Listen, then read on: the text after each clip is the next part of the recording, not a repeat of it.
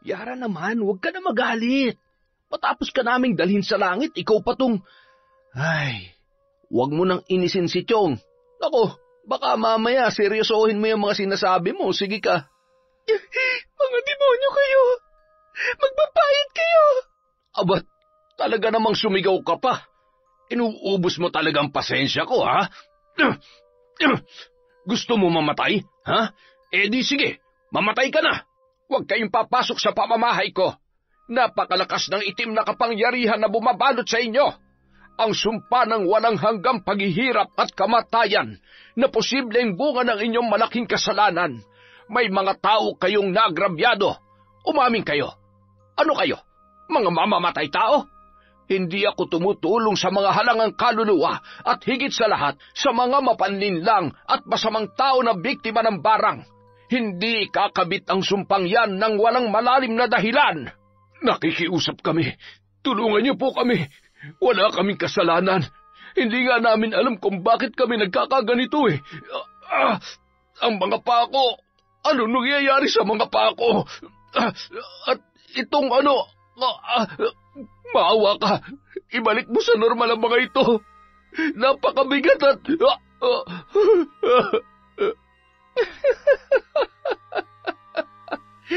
Ang tagal kong hinintay ang pagkakataong ito. Ngayon, hindi nyo na magagawa pang takasan ang mga kasalanan ninyo.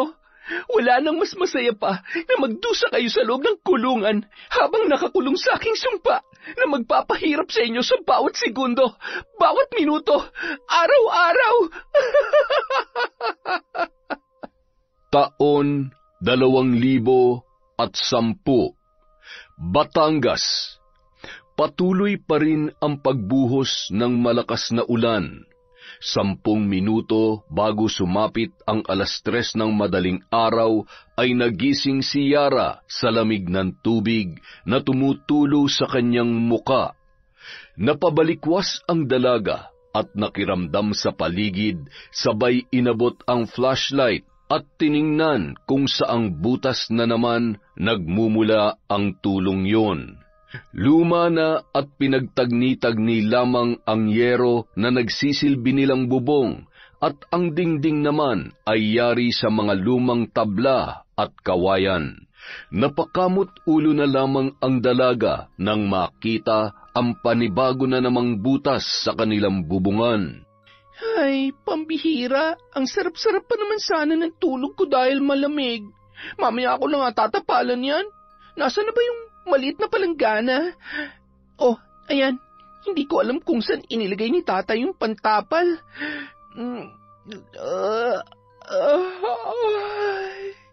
Teka, anong oras na ba? Ay, sakto lang pala, mag-3:00 na rin. Makapag-init na nga ng tubig. Ang sarap naman ng tulog ng tatay ko. 1, 2, 3. Si tatay talaga. Pati sa pagtulog nagtatrabaho pa rin. Hayaan mo tatay, konting tiis na lang. Pagtapos na ako sa pag-aaral, hindi mo na kailangan magpakahirap sa trabaho.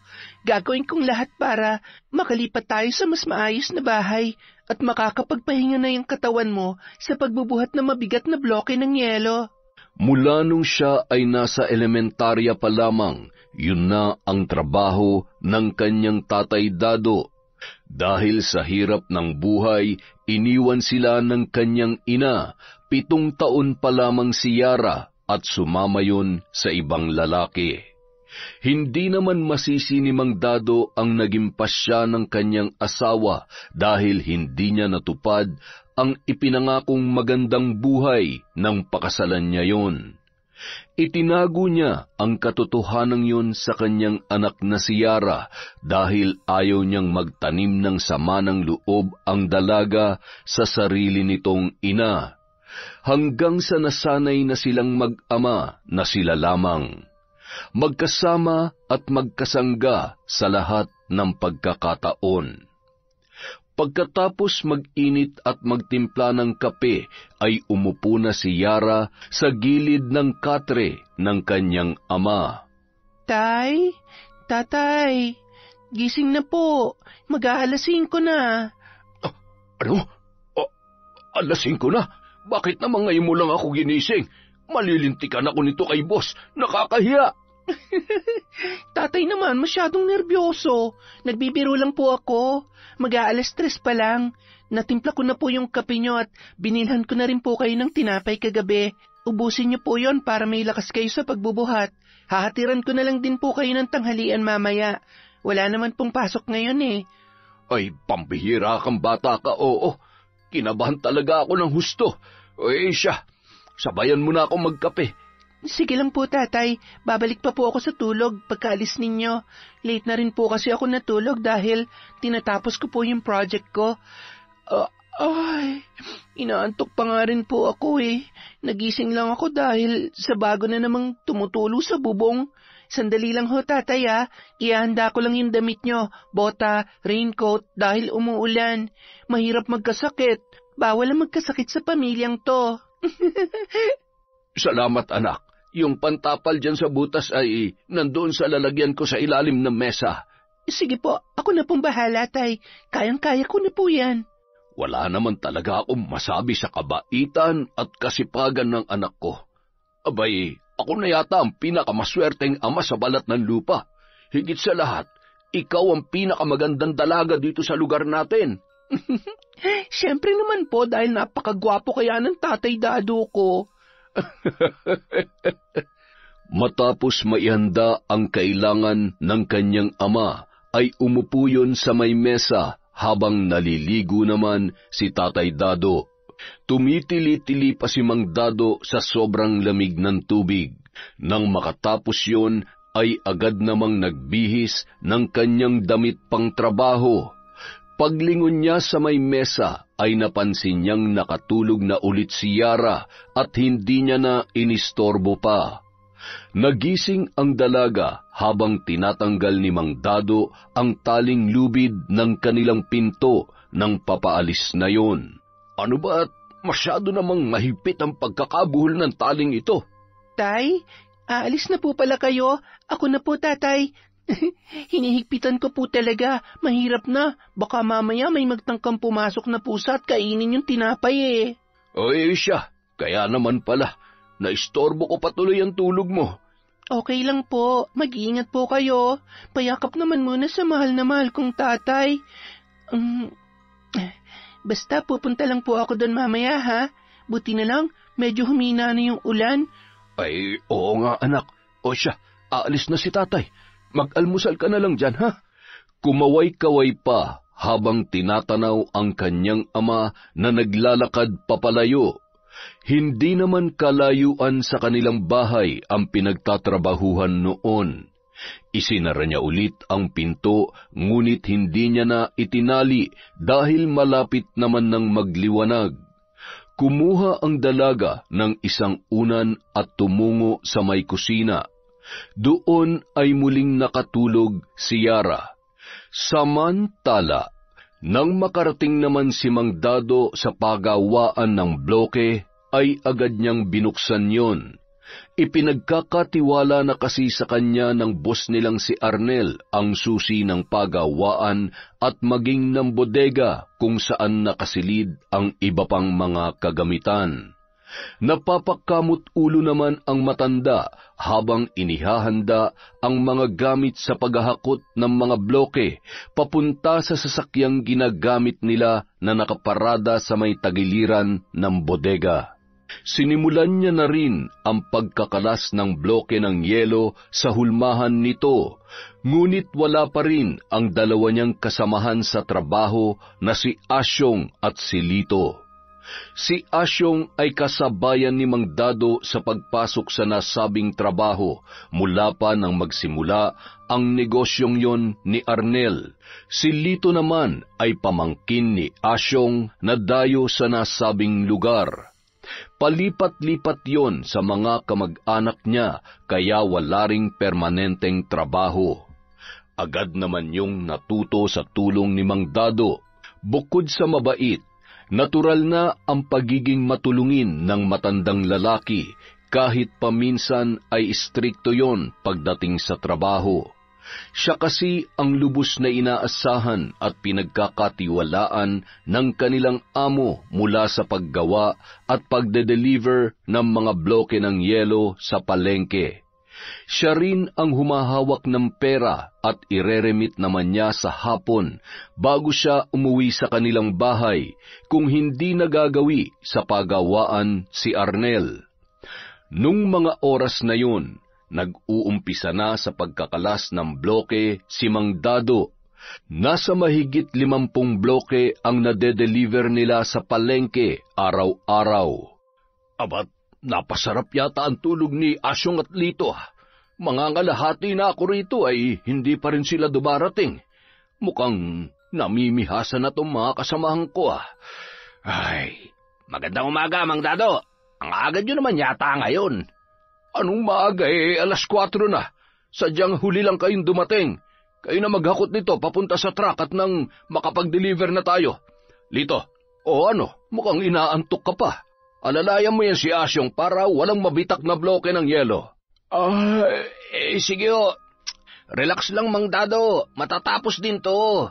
Nagpatuloy sa pagkakalas ng bloke si Mang Dado at ang dalawa naman ay ikinakarga na sa truck na ginagamit nila sa pagde-deliver sa palengke. Gamit ang sliding board na yari sa kahoy ay mabilis namang naikakarga at baba ang mga bloke ng yelo. Buisit na matandang yan. Napakayabang kong umasta. Akala mo naman ay siyang amo natin. Sinabi mo pa, tiyo. Napipikon na nga ako eh. Konting-konti na lang, papatulang ko na yan eh. Abay, kalmahan mo lang. Baka naman mawalan tayo ng trabaho niyan. Alam mo namang sanggang dikit niyan si Boss Arnel. May oras din sa atin yan. Pasasaan ba't bibigay rin ng katawan niyan? Tumatanda na rin naman eh.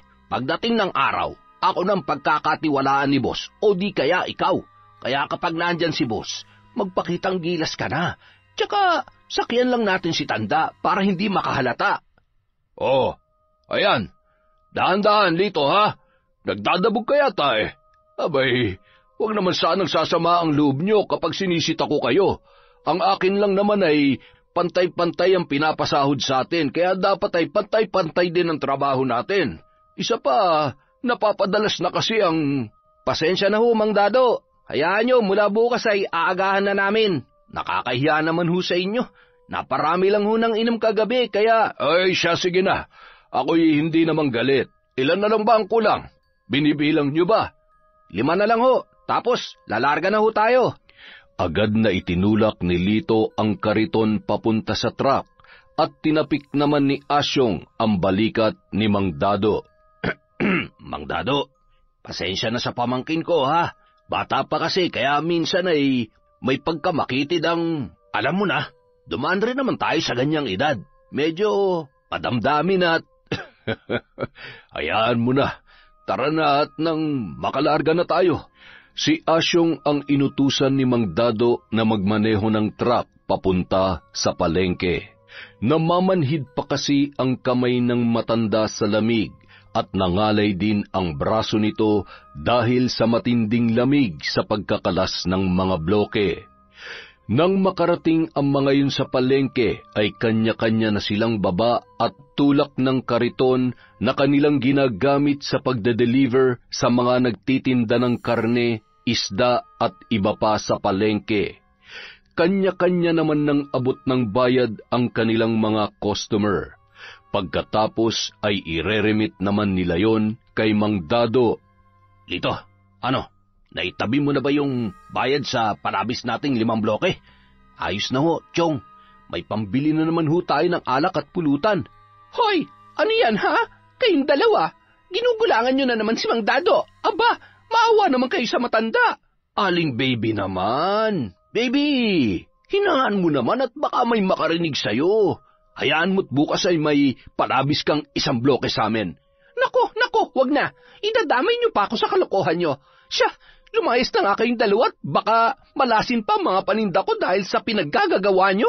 Ay sus, masasayang ho yung beauty nyo kapag palagi kayo nagsusungit at nakakunutang noo. Kaya nga pinapalayas ko na kayo at kapag ganyan naman ang mukha na makikita ko, hay ewan. Grabe ka naman, Aling Baby. Masyado ka namang namemersonal. Ay, tara na nga dito. Samantala, kasalukuyang dinudukot ng matandang babae sa kanyang lumang bag ang pitaka habang naglalakad papalapit sa pinag-aangkatan niya ng panindang kakanin na ilalako niya naman sa may pantalan. Nasaan na ba yung pitaka ko? Habang abala ang matandang babae sa kung anong hinahanap niya, ay paparating naman sa kinatatayuan nito si Mang Dado. Ay, salamat sa Diyos at natapos din. Abat, sinura ata yun na. Napakasipag rin naman ng matandang to. Wala ring kapaguran sa paglalako. Mula sa di kalayuan ay kitang-kita niya naman nang biglang hinablot ng isang binatilyo ang hawak na pitaka ng matandang si Lola Nora. Hoy, ang pitaka ko! Ibalik mo sa akin yan! Sakto namang tumakbo ang binatilyo papunta sa direksyon kung saan naroon si Mang Dado. Sinadya niya yung banggain ng kariton, dahilan para matumba at maabutan yon ni Lola Nora. Diyos kang bata ka! Ang likot ng kamay mo! Aray ko po! Magnanakaw kang bata ka! Akin na yung pitaka ko! Agad na pumito ang gwardya at nagkukumahog namang tumakas ang nasabing magnanakaw. Ay, hayaan nyo na. Ang importante ay nakuha ko na ulit itong pitaka ko. Aba, muntik pang madali ng lintik na yon ang puhunan ko. Talamak na rin ho talaga ang mga magnanakaw ngayon. Wala nang pinipiling oras at lugar, maging taong bibiktimahin. Ay, sinabi mo pa, Dado. Siya, salamat sa tulong mo. Kung hindi dahil sa'yo, malamang sa malamang ay natangay na ng lokong yun ang perang pinaghirapan ko. Bukod sa gwapo ka na ay mabait at matulungin ka rin pala. Siya, mag-iingat na lamang kayo sa susunod. Mauna na ako at siguradong hinihintay na ako ng mga kasamahan ko. Sinundan pa ng tingin ng matanda si Mang Dado na tumigil naman sa tapat ng isa sa kanilang mga customer. Mang Dado, mag-iingat kayo dun sa dalawa niyong kasama. Kanina ay narinig ko ang pinag-uusapan nila. Naku. Sigurado ako ginugulangan kanila. Aba, mahirap kapag ganyan ang mga kasamahan sa trabaho. Hayaan niyo't babalik din sa kanila yon kung sakali mang may ginagawa silang kalokohan. Hindi naman natutulog ang Diyos pagdating sa mga ganyang bagay. Ay, sige na. Sana'y maubos yung mga paninda ninyo. Kumaway, sabay na pabuntong hininga na lamang si Mang Dado sa kanyang nalaman. Hindi kasi yon ang unang beses na may nagsumbong sa kanya. Pinag-iisipan niya naman kung anong dapat niyang gawin sa dalawa niyang tauhan. Umiiwas rin kasi siya sa gulo, lalo na't alam niyang sumasama ang loob ng mga yon sa tuwing kanyang sinisita. Nang makabalik sa pagawaan ng bloke ng yelo sina Mang Dado, Asyong at Lito, bandang 8:00 na ng umaga. Nagpadala naman ng almusal ang kanilang amo, kaya naman pinagsaluhan nila yon bago muling magsimula sa kanilang trabaho. Maya-maya pa, isa-isa namang nagdatingan ang mga may-ari ng palakaya. Gumagamit sila ng ice crusher machine sa pagdurog ng mga bloke at ilalagay naman yon sa malalaking styro. Sabay papasanin nila ang mga yon papunta sa kani-kanilang bangka. Makalipas ang ilang sandali, nadatnan naman silang abala ng kanilang boss na si Arnel. Hindi magkanda-ugaga sa liksi at tila ba napakasipag nina Asyong at Lito. Napangisi na lamang si Mang Dado sa inaasal ng magtiyo. Mang Dado, pahinga muna kayo. Iabot ko muna tong sahod nyo, baka makalimutan ko. Ano raw? Anong sinasabi ni boss? Napakaingay kasi nitong makina eh. Magpapasahod na raw, Mang Dado. Tara na't baka magbago pang isip ni Boss Arnel. Siya, halina kayo. Lito, itigil muna yung pagsasalin ng tubig. Sige o. Huli na ho ito. Susunod na po ako, Mang Dado. Ilang sandali pa ay agad nang iniabot ni Arnel ang kani-kanilang sahod na nakalagay sa loob ng puting envelope. Agad naman nagpasalamat ang mga yon. Pakibilang na lang at baka kulang. Mang Dado, muntik ko na makalimutan. Pinabibigay ho ni Mrs. kay Yara. Pabaon daw ho at pambili ng kung anong kakailanganin niya sa school. Nabayaran ko na rin ho kahapon yung kabuuan ng tuition fee niya. Nako, maraming salamat po, boss. Malaking tulong po ito. Siguradong matutuwa na naman ang dalaga ko. Pakisabi na lamang po kay madam na maraming salamat. Walang anuman po yun, Mang Dado. Alam niyo naman kung gaano kami nagpapasalamat sa kasipagan at serbisyo niyo para sa amin. At saka mula nang pinag-aral namin si Yara ay mas lalo kaming sinuwerte mag-asawa. Nakikita rin namin kung gaano nagpupursige yung anak ninyo. Napakahusay ho sa klase kaya talaga naman hindi nakakapanghinayang na pag-aralin. Bigla namang nagkatinginan sina Asyong at Lito. Nababakas ang inggit sa mukha ng mga yon habang nakikinig sa pag-uusap ng kanilang amo at ni Mang Dado. Bumalik na lamang sila sa kanilang ginagawa. Kita mo na, Lito, hindi ba't lugi tayo? Kaya dapat lang na dumidiskarte din tayo para sa sarili natin. Oo nga, Chong, napakaswerte naman pala ng matandang yan at ng anak niya. Kaya naman pala masyadong pabida kung magtrabaho dahil sobra-sobrang benepisyo nila mag-ama. Kaya tama lang nakalmahan lang natin kapag wala si boss. Tama ka dyan. Kaya maya-maya, matutulog tayo, ha? Kahit 1 oras lang, pwede na yun. Nang makaalis si Arnel, ay agad namang nagpaalam ang dalawa kay Mang Dado na kakain na sila ng tanghalian. Pumayag naman ang matanda at siya na ang nagpatuloy sa ginagawa ng dalawa. Matapos kumain sa malapit na karinderya, ay agad na pumasok ang mga yon sa truck. Salamat sa Diyos! Grabe, busog na busog ako! Ay, makatulog na nga. Kayang-kaya na ni Tanda yun. Bandang 12:00 ng tanghali ay pakanta-kantang naglalakad si Yara papunta sa kanyang tatay Dado. Bitbit niya ang tanghalian ng kanyang ama na siya mismo ang nagluto. Napakunot noon naman siya nang masilip sa loob ng truck sina Asyong at Lito na tulog na tulog. Aba, ayos ah. Tapos na ba sila sa trabaho? Siguradong dinuduga na naman ng mga ton tatay ko. Teka lang, babalikan ko kayo. Nagpatuloy sa paglalakad ang dalaga. Rinig na rinig niya ang pagbuhos ng tubig sa malalaking hulmahan ng bloke ng yelo at ang paghila ng mga bakal kapag isisilid na yon sa lalagyan. Napakasalbahe talaga ng mga yon. Mag-isa niyong pinagtatrabaho ang tatay ko. Mamaya kayo sa akin. Tatay! Tay! Yuhu! Nandito na po ako. Kain po muna kayo. Anak, sandali lang. Kanina ka pa ba dyan? Kararating ko lang po, tatay. Bakit ho? Mag-isa lang kayo dito. Nasaan yung mga kasama niyo? Sina Asyong at Lito. Kumain ng tanghalian. Siguro'y umuwi sa bahay nila. Kanina pang 11:00 yon. 12:00 na hindi pa rin nakakabalik. Nako, siguro po ay tinutunaw pa yung kinain nila. O baka naman po, nalunok na nila yung kutsara, kaya... Ikaw talaga. Hayaan mo na. Kayang-kaya ko naman to. Tapos naman ng dagsa ng mga customer. Mamaya ulit yan, mga 3:00. Sus, kaya nasasanay sila ng ganyan kasi hinahayaan nyo eh. Tay, kapag hindi mo sila sinita, mamimihasa ang mga yan. Maawa naman kayo sa sarili ninyo. Ayaw ko naman na nasusobrahan kayo sa pagod. Inaabuso na kayo ng mga yon. Huwag kasi kayo masyadong mabait. Umiiwas lang tayo sa gulo, anak. Sa sakit ng ulo, nakikisama lang ako. Pero kapag sobra-sobra na, siyempre magsasalita rin ako. Isa pa, may nagsusumbong rin sa akin sa palengke tungkol sa kalokohan ng mga yan.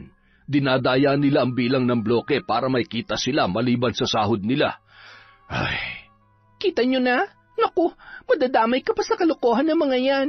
Hindi nyo po sila kailangang pagtakpan. Huwag nyong isipin kung anong mararamdaman nila. Kung mayroon kayong dapat isipin, di yung boss nyo na nagmamalasakit sa atin. Hindi yung mga tamad at magnanakaw naman pala.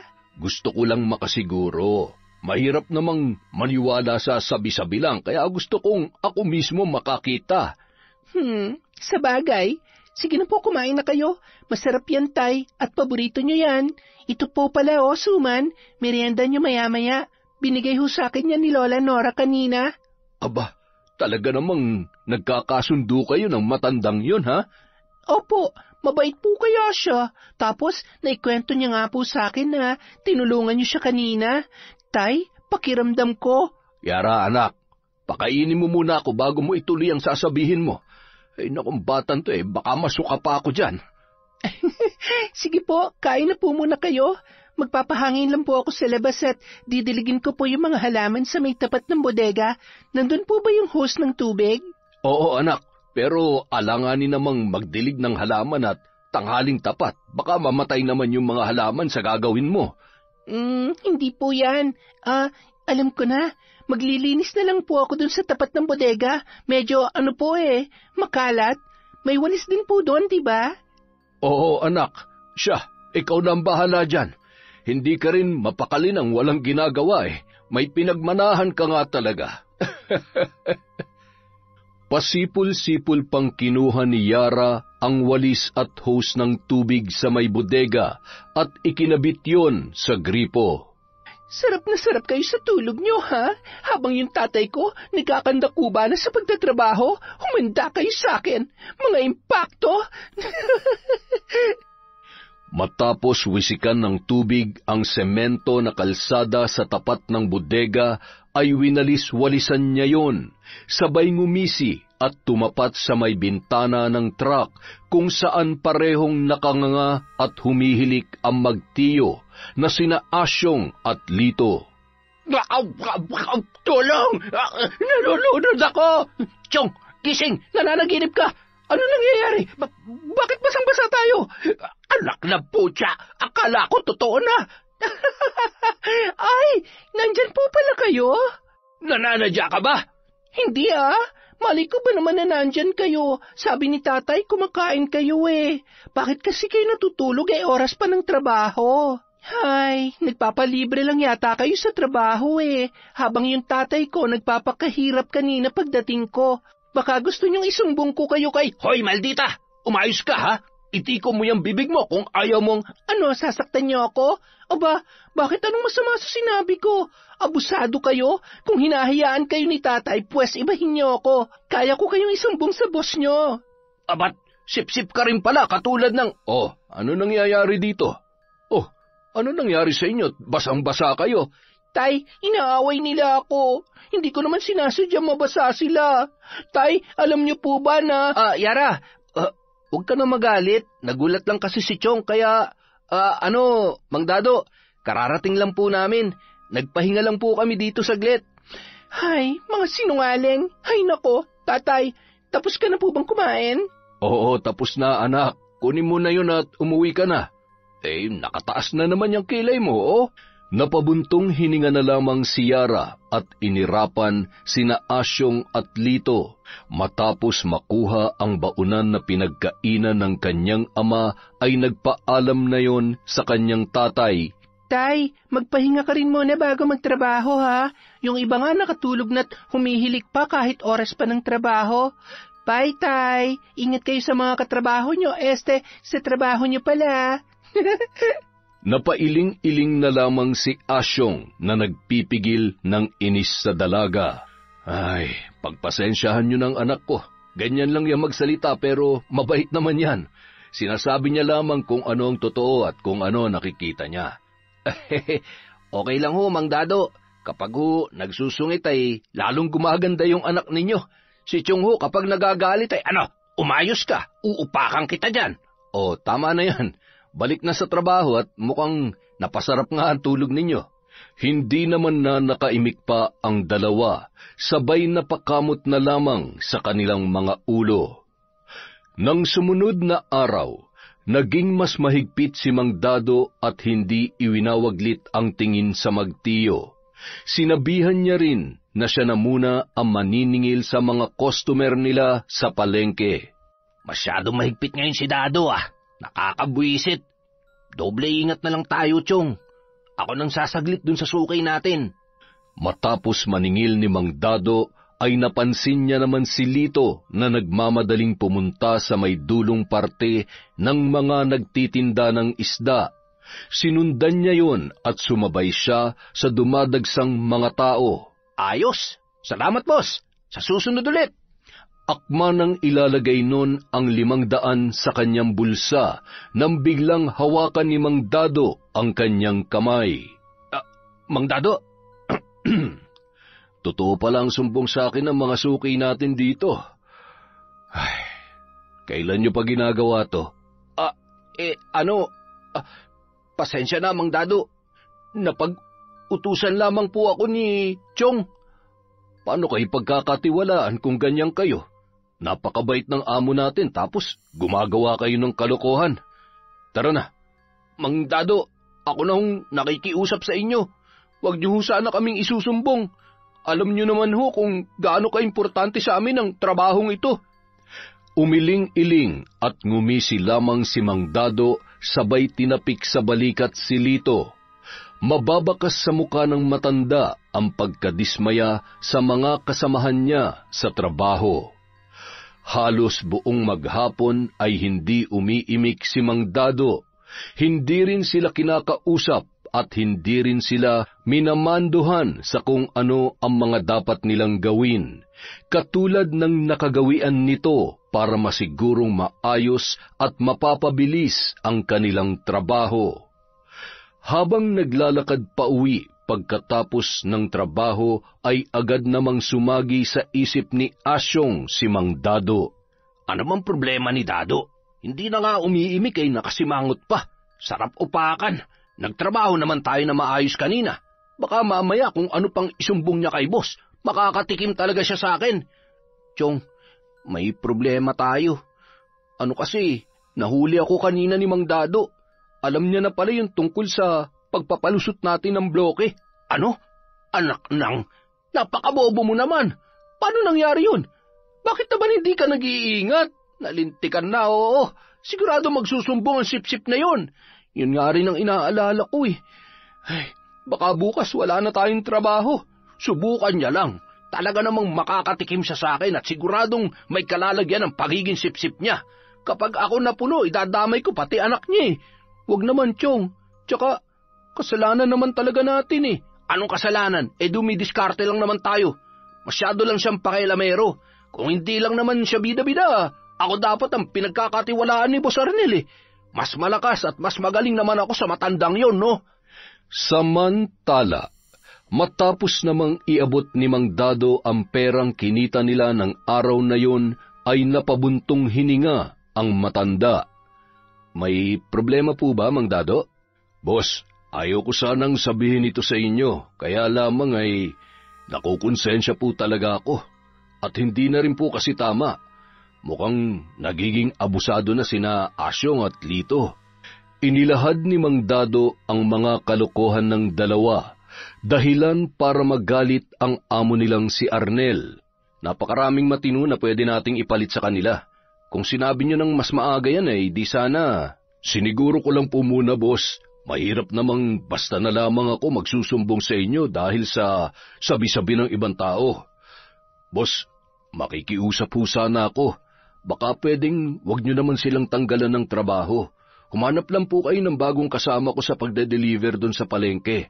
Baka ho kasi, alam nyo na, nag-iingat lang ho ako at ayaw ko namang sumama ang loob nila sa akin kung sakaling huwag kayong mag-alala, Mang Dado. Salamat at ipinaalam nyo sa akin ang bagay na ito. Ako na pong bahala. Sige na ho, umuwi na ho kayo at siguradong hinihintay na kayo ni Yara.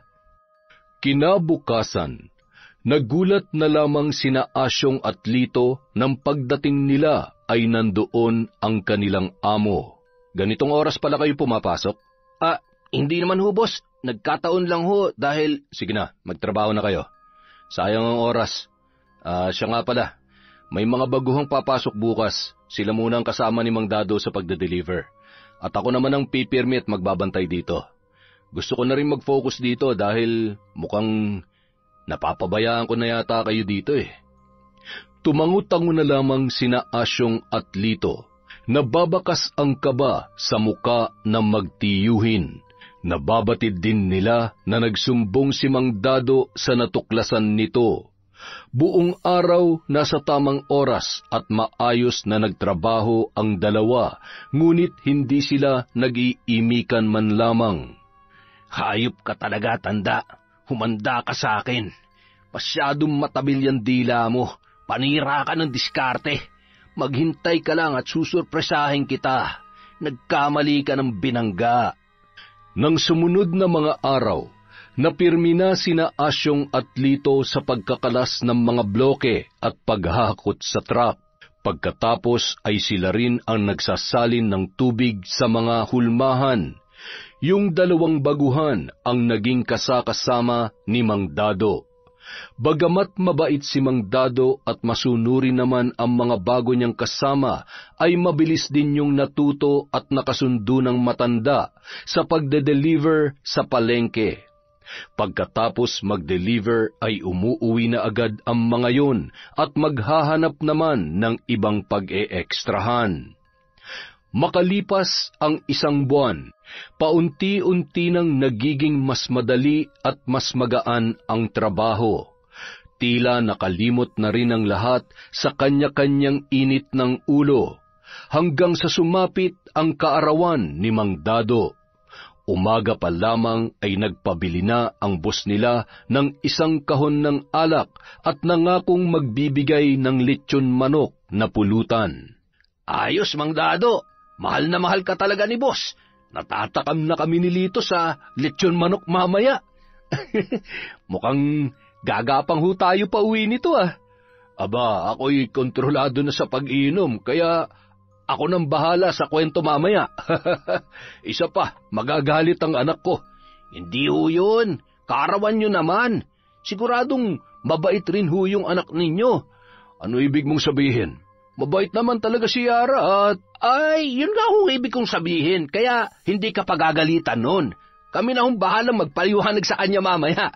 Di ba, Lito? Ay, nako, hindi nyo madadaan sa paliwanag yung anak ko. At saka, ayaw niya ng lasenggo. Takot yun sa laseng dahil mula nang maliit pa siya, ay hindi naman talaga siya sanay na may umiinom sa bahay. At matagal naman na talaga akong hindi nakikipag-inuman. Lalo na nung nabubuhay pa ang misis ko.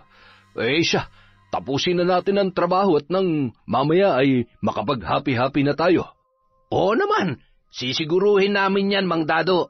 Happy-happy tayo mamaya. Para naman hindi mo makalimutan ang kaarawan mong ito. Kinagabihan. Ay, nasan kaya si tatay? Anong oras na Wala pa rin siya.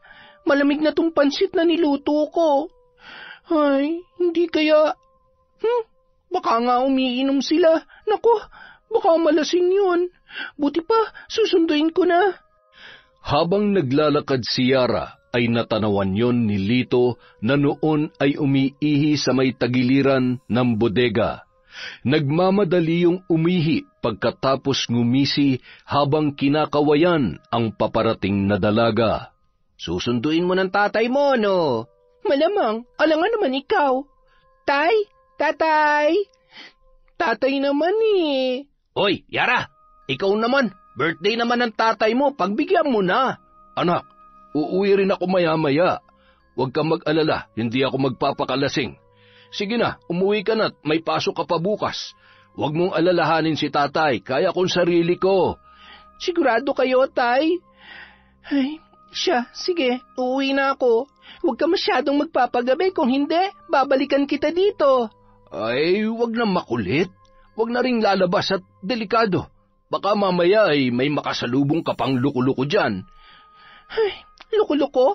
Yun na nga eh. Paano kung hindi mag-aalala ang mga... Ay, uuwi na nga lang ako. Baka kung ano na naman ang masabi ko. Basta tay, ingat kayo ha. Huwag niyong lalasingin ng tatay ko ha. Bagsak ang balikat na lumabas si Yara ng bodega, kung saan nag-iinuman ang tatay Dado niya at ang mga kasamahan nito sa trabaho. Sayang naman yung niluto ko. Tatay naman kasi, mas gusto niya pa talagang kasama yung mga pangit na yon. Ay, naantok na ako. Sigurado hindi ko na siya mahihintay pag-uwi niya. Pagdating sa bahay, agad niya nang itinali ang pinto at humiga na si Yara. Makatulog na nga. Gigisingin na lang ako noon pagdating niya, sigurado yon. Sa kabilang banda, matapos magpaalam ng 2 baguhan, ay naiwan naman ang 3 sa bodega. Sige lang, mandado, tagay pa! Kailangan maubos natin to. Mas lasing, mas masaya. Hindi ba, Lito? Yan, tagay pa! Ay, ako? Malalasing nyo? Nako, malabong mangyayari yan. Malilintikan na o sana ko. Baka hindi ako pagbuksan ng pinto nun. Ayos, lasing na si Tanda. Siguradong maisasagawa na namin ni Chong ng maayos ang plano namin. Hindi na ako makapaghintay, Yara. Mang Dado, huling tagay na to. Huy, abat! Yari ka sa amin ngayon. Gamit ang susi ng matanda, isinara ng magtiyo ang bodega. Pinagtulungan naman nila ang matanda na isakay sa likod na bahagi ng truck at inilagay ang susi sa bulsa noon. Itinali rin nila ng lubid ang kamay at paa ni Mang Dado, sabay tinakpan ng makapal na trapal. Humahalakhak pa ang magtiyo sa kanilang ginawa kay Mang Dado at nagmamadaling umalis ang mga yun. Samantala, bandang 12:00 ng gabi, nagising si Yara nang may marinig na mga yapak sa labas ng kanilang bahay. Naamoy niya rin ang halimuyak ng alak na nagmumula sa labas. Bumangon naman siya nang marinig ang mahinang boses na tumatawag sa kanyang pangalan. Yara, buksan mo tong pinto. Ang tatay mo, lasing na lasing. Bilisan mo, napakabigat. Naku po, yun na nga bang sinasabi ko eh. Sandali lang, tatay naman kasi eh. Hindi maaninag ng dalaga ang mga taong nasa labas dahil madilim ang paligid. Agad niyang tinanggal ang tali ng pinto dahil gamay na gamay niya na yun. Nang buksan niya ang pintuan ay nagulat siya nang ang magtiyuhin lamang ang tumambad sa kanyang harapan. Nasaan si tatay? Anong ginagawa niyo dito? Ha? Ang dami mo namang tanong, papasukin mo na lang kami. Ano ba? Bitawan niyo ako! Mga hayop kayo! Huwag ka nalang magtangkapang sumigaw, Yara. Kung ayaw mo masaktan. Sige, subukan niyo lumapit. Sisigaw ako ng malakas. Sisigaw ka? Bakit ka naman sisigaw? Wala pa nga kaming ginagawa sa'yo. Halika dito. Sayang naman kasi kung papatayin ka namin ang hindi man lamang pinakikinabangan. Napakaganda mo pa naman at... ang bango-bango mo. Bitawan niyo ako! Nakakadiri ka! At talagang palaban ka, ha? Napakaingay mo!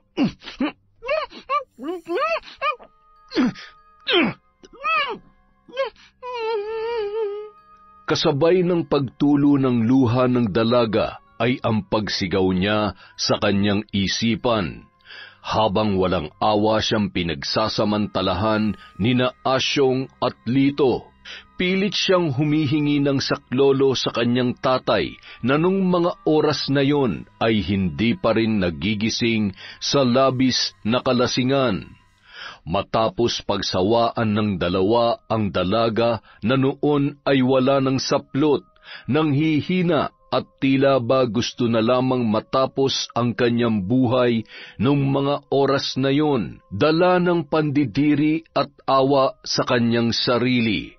Ikinuyom niya ang kanyang mga palad habang nanginginig ang mga labi at patuloy ang pagpatak ng luha na nakatitig sa dalawang lalaki, na noon ay nagawa pang magsindi ng sigarilyo habang nakangisi at nananabik pa rin sa dalaga. Ano? May gusto ka bang sabihin? Bakit hindi ka makapagsalita ngayon? Nasaan na yung tapang mo, ha? Patayin niyo na ako. Patayin niyo na lang ako.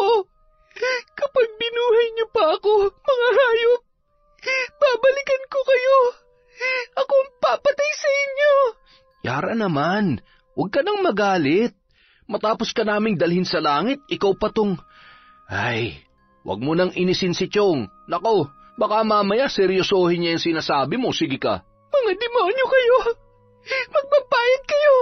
Abat, talaga namang sumigaw ka pa? Inuubos mo talagang pasensya ko, ha? Gusto mong mamatay, ha? Eh di sige, mamatay ka na. Huwag kang mag-alala, susunod rin ang tatay mo sa pangalawang buhay dahil sa labis na lungkot ng iyong pagkamatay. Chong, tama na yan. Tara na. Lintik, baka matuluyan pa yan. Anong gagawin natin dyan? Kapag nabuhay pang malditang to, siguradong ikakanta tayo nito. Kaya mabuti pa. Sakto. May laman ba yung drum na yan? Meron, Chong. Umalis na tayo. Tama na yan. Tumakas na tayo. Baka mamaya nagising na si Tanda o baka may makakita pa sa atin. Tanga, huwag kang anduwag. Tulungan mo akong buhatin to. Bilis! Ipinasok nila si Yara sa drum na kulay asul na puno ng tubig at pagkatapos ay nagmadali ng tumakbo ang mga yun, lalo na nang makitang nangisay na ang paa ng dalaga. Naiwan ng mga yon ang kanilang damit pantaas na nasa higaan pa ni Yara. Nang gabi ring yun, nakahanda na ang mga bag ng magtiyo. Kinuha nila yon at nakahanda ng bumiyahe para takasan ang kanilang ginawa. Asyong? Lito? Saan kayo pupunta? Bakit nagmamadali kayo? Saan ba kayo galing, ha? Teka, iiwan mo ako? Iiwan mo na kami ng mga bata? Wala kang karapatan na pigilan ako. Napapagod na akong magbanat ng buto para sa mga batang hindi ko naman kadugo. Buhayin mo yung mga anak mo mag-isa. Halika na, Lito. Asyong, sandali! Huwag mo naman gawin sa akin to! Asyong! Samantala. Kailangan kong makalabas dito. Diyos ko, tulungan niyo po ako. Hindi nila maaaring takasan ang ginawa nila sa akin. Pilit iginagalaw ni Yara ang kanyang katawan hanggang sa matumba ang drum na kanyang kinalalagyan. Gumapang yon ng dahan-dahan hanggang sa mailabas niya ang kanyang ulo sa loob ng drum at nakahinga na ng maluwag. Mga hayop, pagbabayaran yung ginawa niyo sa akin. Magbabayad kayo. Nung mga sandaling yon ay siya rin namang pagkagising ni Mang Dado.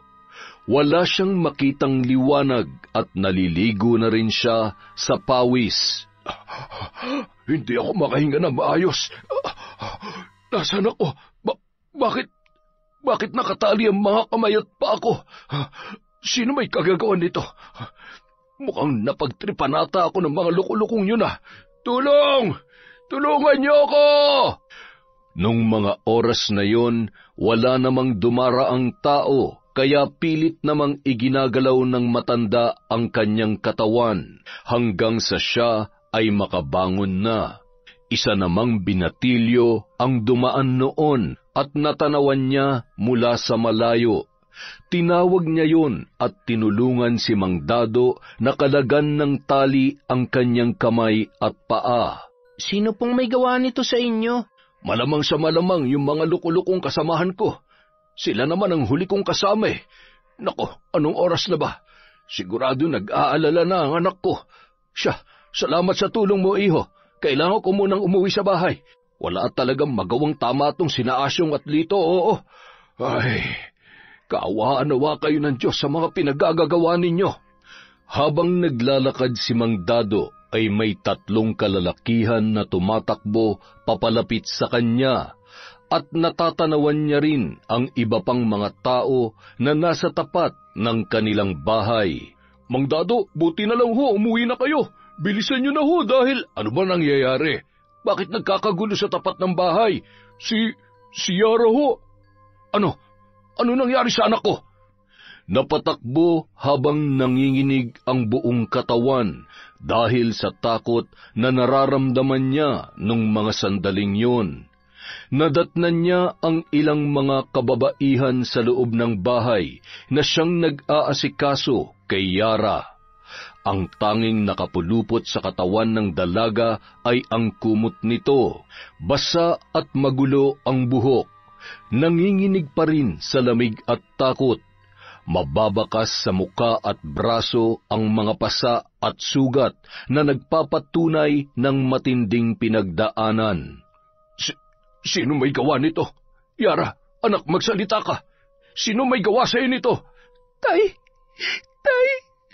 bakit ngayon ka lang? Pinagsamantalahan nila ako, Tay. Sinong gumahasa sa'yo? Patawarin mo ko, anak. Patawarin mo si tatay. Papatayin ko kung sino man ang may gawa nito sa'yo. Magbabayad sila. Nang mabaling ang tingin ni Mang Dado sa mga damit na nasa katre ng kanyang anak, ay mas lalong nandilim ang kanyang paningin sa galit. Kinuha no ng itak at tumungo sa bahay ni na Asyong. Sumama naman ang ilan pang kalalakihan at mga tanod ng barangay na tinawag ng kapitbahay na unang nakasaksi sa kalagayan ng dalaga nang napadaan yon at gumagapang palabas si Yara para humingi ng saklolo. Nang makarating si Mang Dado sa tapat ng bahay ay galit na galit at pinagtataga noon ang bakod at mga halaman habang sumisigaw at pinapalabas sina Asyong at Lito. Lumabas kayo! Mga hayop kayo! Hindi na kayo naawa sa anak ko! Papatayin ko kayo! Asyong! Lito! Lumabas kayo dyan at harapin niyo ako! Mang Dado, ano po? Ay! Maawa ho kayo! Kumalma ho kayo! Ano po bang nangyayari? Nasaan sina Asyong at Lito? Ilabas mo ang demonyo mong kinakasama at ang pamangkin niya. Kailangan nilang pagbayaran ng ginawa nila kay Yara. Mga wala silang puso para gahasain ang anak ko. Palabasin mo sila! Palabasin mo sila! Mang Dado, patawarin niyo ho ako. Kahit halughugin niyo po ang buong kabahayan ay hindi niyo po sila makikita. Kagabi pa po sila umalis. Hindi ko po alam kung bakit. Ang sabi niya lang po sa akin ay napapagod na siya sa pagtatrabaho para sa mga anak ko. Hindi ko po alam ang ginawa nila sa anak ninyo. Huwag niyo po akong sasaktan alang-alang sa mga anak ko, Mang Dado. Nakikiusap po ako. Hindi nila maaaring takasan ang ginawa nila. Saan sila pumunta? Saan? Pakiusap, sabihin mo ang totoo. Napahagulhol na lamang ang babae at paulit-ulit na sinasabi na hindi niya alam kung nasaan sina Asyong at Lito. Makalipas ang 1 buwan. Huwag kayong mag-alala, Mang Dado. Pasasaan ba't mahahanap din ng kapulisan ng mga hayop na yon? At kapag nangyari yon, nasisiguro ko na hindi na sila makakalabas pa ng bilangguan. Pinapangako ko yan sa inyo. Salamat ho sa tulong nyo, lalo na sa anak ko. Wala naman ho akong pambayad sa therapy para mabilis siyang makarecover sa mga nangyari. Kaya salamat po talaga, boss. Ay, may mga pagkakataon na gusto kong sisihin ang sarili ko sa nangyari. Kung nakinig lamang ako sa anak ko nung gabing yon, baka sakaling... Sa nangyari, siguradong plinano nila ang lahat. Iba talagang takbo ng utak ng mga yon at nagkamali tayo na pinagkatiwalaan natin sila, Mang Dado. Huwag niyo sisihin ang sarili niyo. Hindi niyo ginusto ang nangyari. Ang mahalaga, hindi tayo tumitigil na mabigyan ng hustisya ang ginawa nila kay Yara. Makakaasa kayo na hanggang sa dulo ng laban niyo para kay Yara, sasamahan namin kayo. Nandito lang kami mag-asawa para sa inyo. Hindi namin kayo pababayaan. Hindi naman mapigilang maluha ni Mang Dado, lalo na nang yakapin yun ni Arnel. Sa tagal ng pinagsamahan ng dalawa ay itinuring niya na ang matanda na parabang sarili niyang ama. Hindi lamang yon, napamahal na rin ng husto si Yara sa kanilang mag-asawa. Sa kabilang banda, sigurado ka bang hindi tayo mananagot sa tatay mo nito? Baka naman isumpa ako nun kapag nalaman niya na ako ang pasimuno sa lahat ng ito. Naku, mahirap na. Ayaw ko namang ma-turn off ang crush ko sa akin. Baka mamaya ay hindi niya natanggapin ang suman at bibingka na ipinabibigay ko sa iyo sa kanya. Huwag po kayong mag-alala. Ilalakad ko pa po kayo kay tatay, basta tulungan niyo lang po ako na maging mahusay na mambabarang. Alam niyo po, kahit mahuli pa sila ng pulis at makulong, hindi pa rin sapat yun para pagbayaran nilang ginawa nila sa akin. Pati pangarap ko pinatay nila. Dinumihan nila ang pagkababae ko. Alam niyo ba kung ano nang tingin sa akin ng mga tao? Ng mga kaklase ko? Diskrasyada, marumi. Yung iba sa halip na kaawaan ako, ayun, ako pang sinisisi. Bakit ang bilis nilang manghusga? Hindi nga nila alam kung anong pinagdadaanan ko eh. Pakiramdam ko ang dumi-dumi ko. Hindi ko alam kung babalik pa ba sa normal ang buhay ko. Huwag ka na lamang makinig sa mga sinasabi nila. Alam mo kasi yung mga taong walang alam sa totoong nangyari ay siya pang may ganang pumutak. Alam mo ang mahalaga? Makabangon ka at magpalakas ka, Yara. Kapag makapangyarihan ka na, hindi mo na sila poproblemahin kapag hindi mo na kaya ang mga pinaggagawa at pinagsasasabi nila. Patikimin mo ng malupit na barang, ng madala, at magising sila sa katotohanan na walang magandang maidudulot ang pagiging pakialamero sa buhay. Naiintindihan kita, Yara. Dahil katulad mo, bago ko natutunan ang pambabarang ay naging biktima rin ako ng mapagsamantalang kalalakihan. Matapos may kwento ni Lola Nora ang masalimuot niyang nakaraan sa probinsya na kanyang pinagmulan, ay agad naman nang inihanda ng matandang babae ang mga kagamitan sa pambabarang, kasama ang damit na naiwan nina Asyong at Lito. Makakatulong yun upang mabilis na maikabit ang sumpa sa tao na nais nilang parusahan o patawan ng kamatayan. Natandaan mo ba ang lahat ng sinabi ko sa iyo? Kailangan magkasundo ang isip, ang galit sa puso, at ang itim na kapangyarihan upang maging mas mabisa ang bawat sumpang iyong bibitawan, Yara. Tanggalin mo ang pag-aalinlangan at ang kakaunting awa na iyong nararamdaman. Huwag ka mag-alala. Habang suot mo ang binigay ko sa iyong kwintas, ay mananatili kang ligtas sa sumpambalik ng pakikipag-anib sa kapangyarihan. Kapag tapos na ang ating misyon, itatapon natin yan sa dagat kasabay ng pagpapalaya mo sa iyong sarili mula sa galit at masalimuot na nakaraan. Sige na, simulan mo na ang ritual. Nandito lamang ako, makikinig at mananatili mong gabay. Kaya mo yan, Yara. Nakaramdam ng tuwa ang matanda habang pinagmamasdan ang dalaga. Hindi siya makapaniwala kung gaano kabilis natutunan ni Yara ang mga bagay na kanyang itinuro. Ramdam niya ang malakas na kapangyarihan na noon ay unti-unti nang umaanib sa dalaga habang binibitawan ang mabibigat na sumpa para sa mga taong nagkasala sa kanya.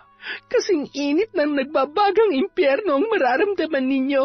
Hindi maiibsan ng kahit gaano karaming tubig at lamig ang uhaw na mararamdaman ninyo. At kahit ilang beses pa kayong maligo, aalingaso pa rin ang mabahong amoy nyo katulad ng marumi nyong pagkatao. Amoy ng nabubulok na karne at basura. At sa mga susunod na araw, ang bituka nyo ay lalawlaw pababa sa inyong ari na animoy may hinihila kayong isang malaking dambana. Ang mga paa nyo mawawalan ng lakas para hindi nyo na magawang tumakas. Mga paa na mapupuno ng sugat at nakakadiring malalaking kulugo. Malalim na sugat na papamahayan ng bangaw at iba't ibang insekto. Hinding-hindi na kayo patutulugin ng konsensya nyo mula sa araw na ito hanggang sa bumalik kayo at mapagbayaran ang mga kasalanan ninyo. Matapos maisagawa ang ritual, ay agad nang nagpaalam si Yara kay Lola Nora. Masayang-masaya siya nung mga sandaling yun habang sumasagi sa isip niya ang paghihirap na ipapatikim sa mga nanggahasa sa kanya. Pasipol-sipol pa yun at sinalubong naman ng kanyang ama. Anak, mukhang napapadalas ang pagdalaw mo kay Nora. Ano bang ginagawa mo roon? Nagkukwentuhan lang po kami, Tay. Huwag po kayong mag-alala. Mabuting tao po siya. Kapag kausap ko siya, gumagaan ang pakiramdam ko at nararanasan ko yung parang merong ina. Ang dami ko pong natututunan kay Lola Nora. Alam niyo po ba na katulad ko, naging biktima rin siya ng mga masasamang loob? Halika na, Tay. Matulog na po tayo. May pasok pa ho kayo bukas, kaya wag na po kayong magpuyat. Dapat hindi niyo na ako hinintay pa. Paano ako makakatulog kung wala ka pa dito sa bahay? Pagkatapos ng mga nangyari, ewan ko ba, kapag nawawala ka sa paningin ko, hindi na ako mapalagay. Tatay, mula ngayon wala na kayong dapat ipag-alala. Kayang-kaya ko ng protektahan ng sarili ko. Wala nang makakapanakit sa akin. Ay, makatulog na nga. Good night, Tatay. Ano bang ibig niyang sabihin? Bakit parang mayroong kakaiba sa anak ko? Hindi ko alam kung dapat ba akong matuwa o kabahan sa inaasal niya. Hindi kaya... Samantala, 3:00 ng madaling araw, nagising si Lito dahil sa sobrang init ng kanyang katawan. Para siyang inaapoy ng lagnat at sinabayan pa yon ng pananakit ng kanyang katawan. Kinuha niya ang tuwalya at akmasa ng papasok sa banyo nang bigla namang napamura si Asyong na noon ay naliligo. Anak ng teteng, paliligo ka rin ba? Oo, napakainit, Chong. Para akong inaapoy ng lagnat at masakit ang katawan ko. Tsaka, sandali nga, iinom nga muna ako. Nanunuyo na rin ang lalamunan ko. Madadali pa yata ako ng trangkaso eh. Pambihira naman buhay natin to. Paubos na ang pera natin. Wala tayong mapasukan na trabaho dahil hinahanapan tayo ng lintik na NBI clearance na yan. Hindi nga natin masabi ang totoong pangalan natin dito eh. Kumuha pa kaya ng mga requirements na hinihingi nila? Masyadong mahigpit. Hindi na makataasan ng sahod. Ay, paano na tayo ngayon? Madadali pa tayo ng sakit. Mukhang mamamalimos na tayo nito. Wala tayong pambayad sa upa sa boarding house na to. Ay, anong gagawin natin, Chong? Hindi naman tayo pwedeng bumalik sa Batangas. Sigurado mahuhuli tayo. Ayaw ko makulong. Bahala na. Mabuti pa magnakaw na lang tayo. Ang dami-daming pag-alagalang snatcher dyan. Basta magdoble ingat na lamang tayo. Chong, bilisan mo na. Kailangan ko na talaga maligo. Mamamatay ako sa init na nararamdaman ko. Hindi na nakatiis pa si Lito at pumasok na rin sa banyo sabay sunod-sunod na nagbuhos ng tubig. Pagkatapos maligo, ilang minuto lamang ang lilipas ay babalik na naman ang init na kanilang nararamdaman. Ngunit kahit anong init ay hindi naman sila pinagpapawisan. Ano ba nangyayari sa atin? Hindi kaya pinabarang na tayo ni Dado? Wala namang ganun. Hindi naman ako naniniwala sa mga barang-barang na yan. Baka sadyang maalinsangan lang ang panahon. Buti pa itulog na lang natin to, Chong. Ilang sandali lamang mula nang sila ay makaidlip. Nagising na si Lito dahil sa panginginig ni Asyong habang humihingi ng tulong. Agad namang tumayo ang binata at hinawakan ang kanyang tiyuhin sa muka. Nagulat si Asyong nang diinan nun ang pagkakahawak, sabay nanlilisik ang mga mata noon na ngumisi. Hayop ka! Yan! Dapat lang yan sa'yo! Mamatay ka na! Mamatay ka na! Bitawan mo ako! Nababaliw ka na ba? Nababaliw? Hinding-hindi ko makakalimutan ang ginawa mo sa akin. Kaya halika dito! Walang kasing lakas na hinila nun ang nanghihina at lamig na si Asyong at dinala yon sa banyo. Hinawakan niya sa ulo si Asyong at paulit-ulit na inilulublob ang ulo sa isang malaking timba na punong-puno ng tubig. Tawa na! Lintik ka! Papatayin mo talaga ako, ha? Pwes, uunahan na kita! Chong, bawa ka! Nang makita ni Asyong ang dugo sa ulo ng pamangkin, ay bigla siyang natauhan.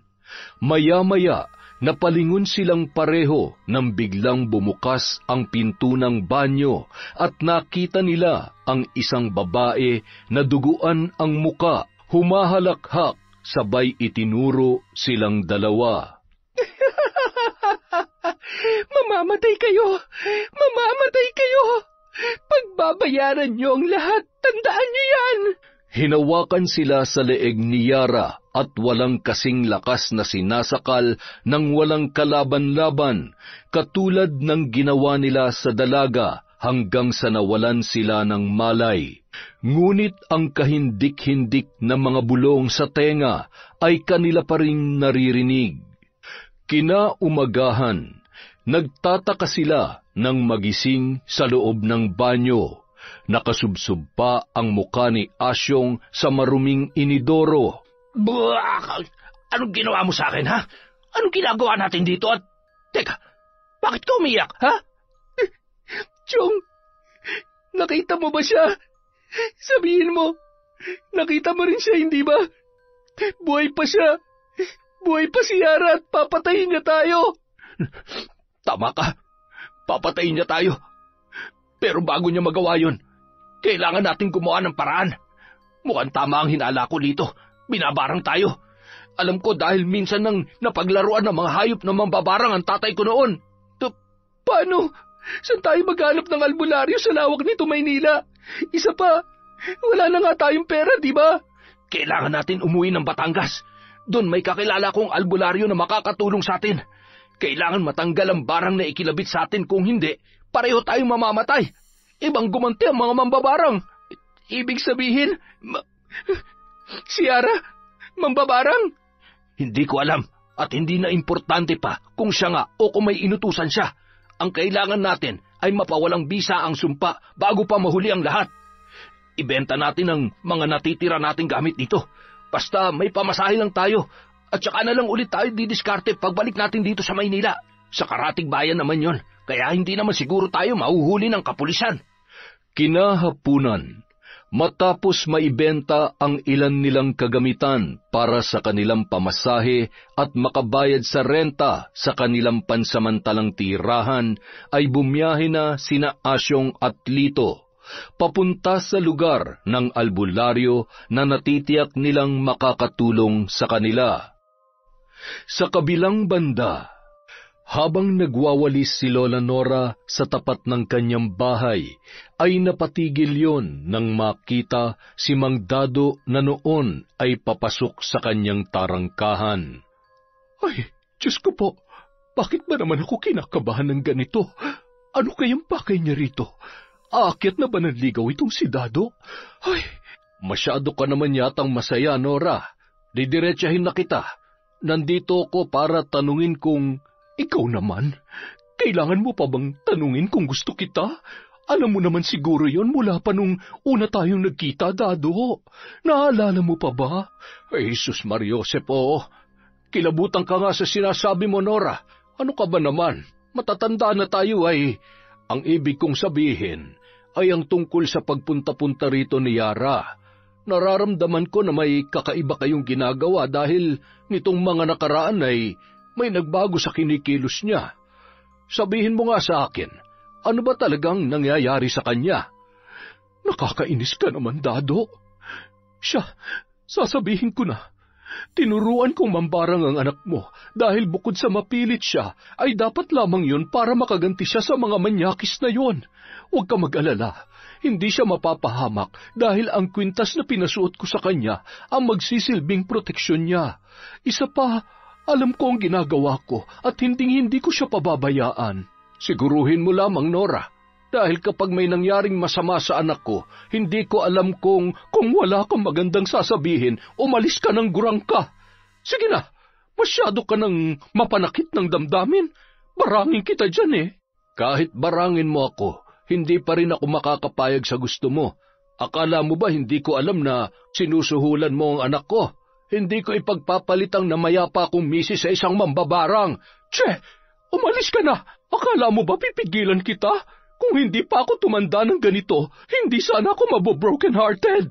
Samantala, bandang 7:00 ng gabi, Pagtapak pa lamang nina Asyong at Lito sa may pintuan ng bahay ng albularyo ay namilipit ang mga yon sa sakit ng kanilang tiyan. Naramdaman nila ang pagbaba ng kanilang tiyan at pagbigat ng ibabang parte ng kanilang katawan. Agad na gumapang ang mga yon at pinaghampas naman ng albularyo ng buntot pagi, kaya napapahiyaw sa sakit ang dalawang lalaki. Huwag kayong papasok sa pamamahay ko. Napakalakas ng itim na kapangyarihan ng bumabalot sa inyo. Ang sumpa ng walang hanggang paghihirap at kamatayan na posibleng bunga ng inyong malaking kasalanan. May mga tao kayong naagrabyado. Umamin kayo. Ano kayo? Mga mamamatay tao? Hindi ako tumutulong sa mga halangang kaluluwa at higit sa lahat, sa mga mapanlinlang at masamang tao na biktima ng barang. Hindi ikakabit ang sumpang yan ng walang malalim na dahilan. Nakikiusap po kami. Tulungan niyo kami. Wala kaming kasalanan. Hindi nga namin alam kung bakit kami nagkakaganito eh. Ang mga paa ko. Ano nangyayari sa mga paa ko? At itong ano ko, bawa ka. Ibalik mo sa normal ang mga ito. Napakabigat at... Chong, hindi ko na kaya. Ang sakit. Tama na. Yara, kung ikaw man na nagpapahirap sa amin ni Chong, maawa ka. Susuko na kami. Huwag mo naman kaming pasakitan ng ganito. Ang sakit. May mga sugat at kulugo. Chong, ang mga paa natin. Diyos ko, amang mahabagin. Anong gagawin ko sa mga taong ito? Buhay pa nangabubulok na. Mga hilayo pa kayo. Mauna pa ako mamatay dahil sa amoy ninyo. Sobra-sobra ang galit na may gawa nito. Mga halang siguro ang kaluluwa ninyo. Gumapang ang magtiyuhin papunta sa kubo, kung saan doon ay sinubukang bigyan ng pansamantalang lunas ng albularyo sina Asyong at Lito. Habang natutulog ang dalawang lalaki, ay isang ritual ang isinasagawa ng albularyo upang makipag-ugnayan sa mambabarang na si Yara. Kinaumagahan. Hoy! Magsigising kayo! Ay, Diyos ko! Ang mga sugat nyo sa paa! Tingnan nyo! Punong-puno ng itlog ng langaw! Yung mga bunganga nyo, nagkabitak-bitak na yan na parang naipit na mga galamay ng alimasag. Ay, inumin nyo itong kape at sa tingin ko maya-maya matatapos na ang problema ninyo. Alam nyo kasi sa totoo lang, ang gamot dyan ay ang itama nyo o pagbayaran ng ginawa nyong kasalanan. Kaso ang hilig ninyong tumakas sa katotohanan, kaya ayan. Ano bang ibig mo sabihin? Alam mo, kagabi ka pa Kung di mo kami kayang gamutin, dapat sinabi mo na. Hindi yung dinadaan-daan mo pa kami sa paganyan-ganyan. Ilang ulit ko bang sasabihin sa iyo na hindi kami masamang tao? Hindi mo ba nakikita ang kalagayan namin? Kami ang biktima rito. Sige, patunayan mo yan. Maya-maya, nagkahulan ang mga aso, sabay pumasok ang ilang kapulisan at pinusasan sina Asyong at Lito, na noon ay tila ba umigsi ang dila, hindi man lamang pumalag at nagsalita para ipagtanggol ang kanilang sarili. Samantala, ang tagal kong hinintay ang pagkakataong ito. Ngayon, hindi nyo na magagawa pang takasan ng mga kasalanan ninyo. Wala nang masasaya pa na magdusa kayo sa loob ng kulungan habang nakakulong sa aking sumpa na magpapahirap sa inyo sa bawat segundo, minuto, araw-araw. Ay, ang sarap sa pakiramdam. Makalipas ang isang araw. May bisita kayo. Mang Dado, patawad po. Patawarin niyo po kami. Kayo lang po ang makakatulong sa amin. Mambabarang ho ang anak ninyo. Siya ang dahilan kung bakit nagkakaganito kami. At bakit ko naman kayo tutulungan, ha? Pagkatapos ng ginawa niyo sa anak ko, kaawaan ko kayo? Kung hindi ko lang pinipigilan ang sarili ko at kung hindi masamang pumatay ng tao, gustong-gusto ko na kayong saktan at patayin. Pinagkatiwalaan ko kayo, mga traidor. Magdusa kayo dito sa kulungan. At yang mga nangyayari sa inyo, karma nyo yan. Hindi na mabubura ang sumpa na ikinabit sa inyo, katulad ng mga masasama niyong ugali na hindi na kayang ituwid ng mga rehas na ito. Dado, hayop ka! Palabasin mo ako dito! Ayaw ko pa mamatay! Dado, kapag ako nakalabas dito, babalikan ko kayo ng anak mo, mambabarang! Tandaan mo yan! Saksakan ng sama ang ugali mo! Nabubulok ka na't lahat! Masyado ka pa rin matapang! Kinagabihan, nadatnan ni Mang Dado si Lola Nora na nagluluto ng hapunan. Masayang-masaya si Yara ng mga sandaling yun. Mga ngiti na minsan lamang makita ng kanyang ama. Nababatid niya kung gaano kalaking kasiyahan ang naibibigay ni Lola Nora sa dalaga. Mukhang masarap yung niluluto niyo ah. Ang bango. Matagal pa ba yan? Malapit na ho, Tay. Kakain na ho tayo. Nanay Nora, dito na ho kayo kumain, ha? Nako, hindi na. Uuwi na pati ako, iha. Pasensya ka na. Alam mo naman, ayaw ko namang masira ang gabi ng tatay mo. Mukhang pagod pa naman. Tama si Yara. Nandito ka na rin naman, dito ka na lamang kumain. Siya nga pala, tungkol sa mga sinabi ko nung nakaraan, pasensya ka na. Kalimutan mo na sana yon. Huwag ka na sanang magtampo. Nanay Nora, narinig niyo naman po, di ba? Sabi ko sa iyo eh. Siya, maupo na po kayo at maghahain na ako. Tatay, kumusta ho ang lakad niyo? Ayos naman anak, para akong nabunutan ng tinik na makita sila sa loob ng kulungan. At maliban sa mukhang malubha na nga ang kalagayan nila, doble talaga ang kabayaran sa ginawa nila sa'yo. Anong doble? Kulang pa nga yun. Mga taong hindi marunong tumanggap na pagkakamali. Tatakas at tatakas sa kanilang kasalanan. Ay, basta ngayong nakakulong na sila, kung maaari ay itigil nyo ng paggamit ng itim na kapangyarihan na yan. Kapag naiisip ko kinikilabutan ako. Mas maigi nang mamuhay tayo ng normal. Kahit pa may proteksyon si Yara hindi natin maipagkakaila na isa pa rin niyang malaking kasalanan. Ay, huwag po kayo mag-alala, Tay. Yan naman po ang usapan namin ni Nanay Nora. Hindi po ba, Nay? Abat, bakit nanay na ang tawag mo sa may reklamo ka ba? Pumunta ka sa barangay. Kung hindi mo ako tanggap bilang ina niya, bahala ka dyan. Basta kami masaya bilang mag-ina. Kung gusto mong manatiling masaya at mabuo ang pamilyang ito ay pambihira naman oo. Kayong dalawa ha, pinagkakaisahan niyo talaga ako. Kumain na nga lang tayo para kayong laging nalilipasan ng gutom eh. Masarap pa. Teka, wala naman sigurong gayuma to no? Ay, konting-konti na lang kapag naubos ang pasensya ko sa'yo. Gagayumahin talaga kita. Ang hirap mo namang ligawan, masyado kang pakipot. Ay nako, Yara, mukhang nagkaka-wrinkles na yata ako at namumuti na lalo ang buhok ko sa kakaasa dito sa tatay mo. Hindi ko malaman kung sadyang takot sa babae o baka binabae na yan, ha? Binabae pala ha? Yari ka sa akin mamaya. Ay, teka, maiba ko. Yara, gusto mo bang makita ang mga... Hindi na po, Nanay. Tama na hong nakakulong sila. Hindi ko na po pinangarap na makitang kahit aninuman lang nila. Gusto ko na hong tuluyang makalimutan ang lahat ng ginawa nila sa akin. Ibabalik ko na ho yung dating ako. Kasama kayo ni Tatay. Aabutin ko pa rin ang mga pangarap ko. Hindi magiging hadlang ang pinagdaanan ko para matupad ko pa rin ang lahat ng mga nasimulan ko noon. Ngayon pa ba? Bukod sa may mabait at pogi na akong tatay, may Nanay Nora na rin po ako. Tapos, si Tito Arnel at ang asawa niya, marami kayong naniniwala at nagmamahal sa akin, kaya wala akong karapatang sumuko. Makalipas ang 5 taon, isang ganap ng nurse sa isang public hospital si Yara. May maayos na bahay at hindi na rin nagtatrabaho ang kanyang tatay Dado dahil may sakit na ito.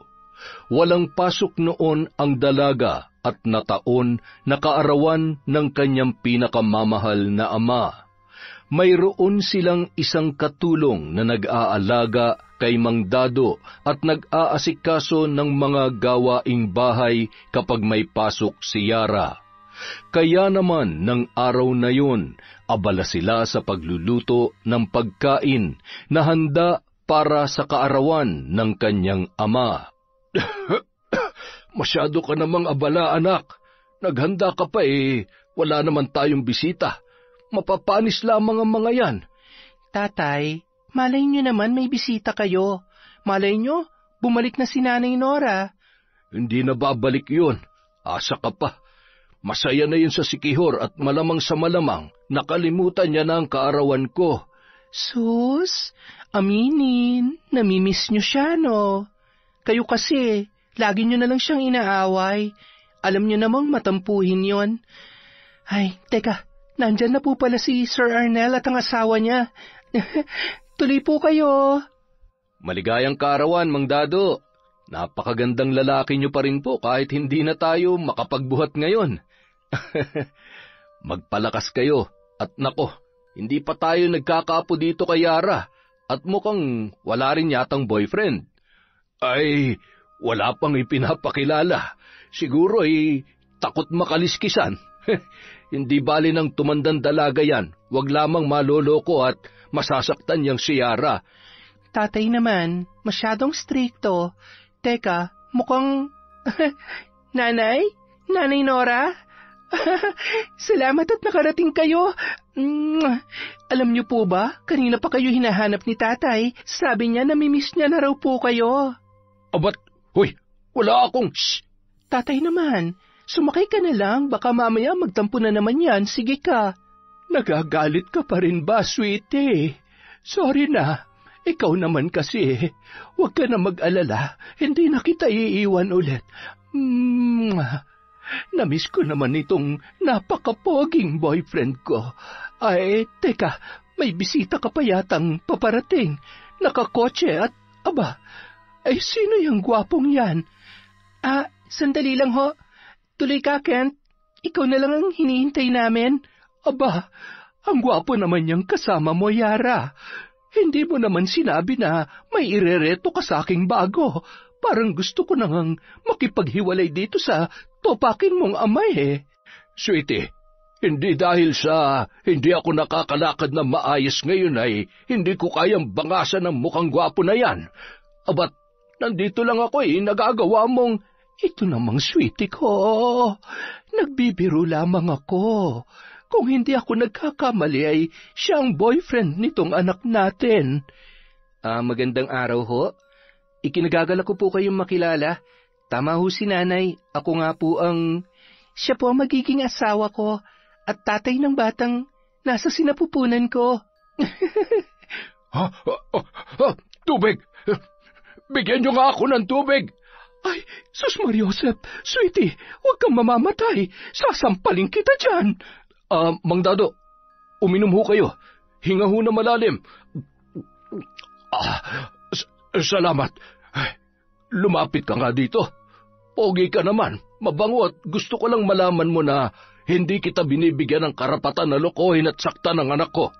Kahit patay na ako, kapag umiyak yan, babangon ako sa hukay at makakatikim ka sa akin. Tatay naman, mabait hutong si Kent. Kahit 3 beses ko siyang inaaway araw-araw mula nung niligawan niya ako, hindi niya po ako sinukuan. Kaya huwag kayong mag-alala, hindi ho kami maghihiwalay kung sakaling dumating ang araw na magkakaproblema kami. Katulad ho ng, ay nako, ayan, magkakaturuan na. Pasensya ka na anak, hayaan mo't hahabaan ko ng pasensya ko dito sa tatay mo hanggang sa huli naming hininga. Sweetie naman kasi, huwag mo na akong inaaway. Alam mo namang mahal na mahal kita Yon, isang nakakatuwa at napakagandang kwento na naman mula sa kwentong Enteng. Maraming salamat po sa inyong pagtsatsaga at walang sawang pakikinig. Wala po muna tayong shoutout. Sa susunod na video, maglilista po muna tayo. Again, maraming salamat po mula sa kwentong Enteng.